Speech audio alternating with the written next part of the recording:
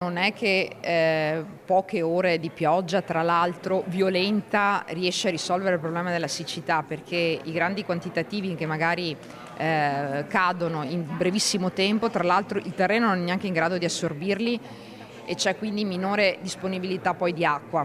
Detto questo, anche in questa circostanza è stata registrata l'allerta gialla, che in teoria con l'allerta gialla si sta sull'attenti, però è una situazione che dovrebbe essere tranquilla, e abbiamo visto che nel Polesine piuttosto che nel Basso Veronese si sono registrate delle situazioni